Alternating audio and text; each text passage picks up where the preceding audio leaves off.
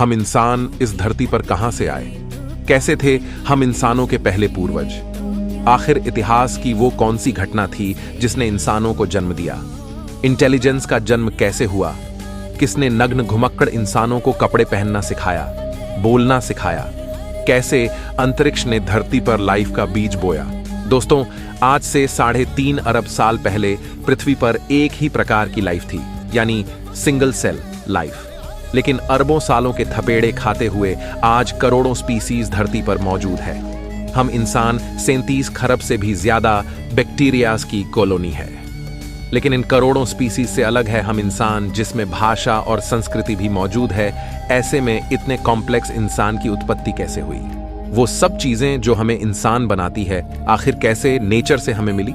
कैसे अरबों साल के विकास क्रम ने जीवन को एक नई दिशा दी? चलिए जानते हैं आज के इस एपिसोड में। हमारी पृथ्वी पर 3.5 अरब साल पहले रहस्यमय ढंग से लाइफ पैदा हुई। उससे पहले पृथ्वी पर लाइफ का कोई नामो निशान नहीं था, यानी इसकी उत्पत्ति से लेकर 1 अरब साल तक पृथ्वी लाइफ से सूनी थी।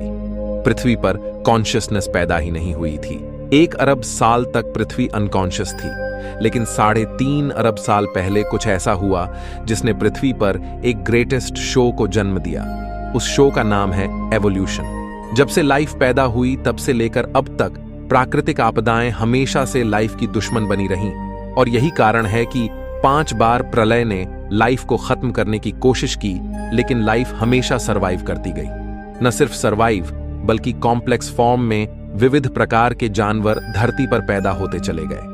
शुरुआत में जन्मी सिंगल सेल बैक्टीरिया लाइफ की सबसे सिंपल फॉर्म थी, और धीरे धीरे नेचर ने इसे कॉम्प्लेक्स बनाना शुरू किया।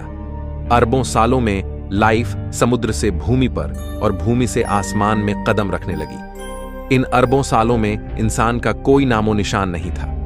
आज से 65 मिलियन साल पहले डायनासोर्स जैसी प्रजाति का भी अंत हो गया था। डायनासोर्स के युग का अंत होने के बाद अब धरती पर मैमल्स का राज होना बाकी था। मैमलियंस धरती पर मौजूद सभी स्तनधारियों और इंसानों के पूर्वज थे, जो साइज में चूहे के जितने छोटे थे। लेकिन नेचुरल सिलेक्शन और एवोल्यूशन के चलते मैमल्स की भी कई अलग अलग प्रजातियां पैदा होने लगी। डायनासोर के मरने के बाद अब धरती मैमल्स के लिए खुला मैदान थी।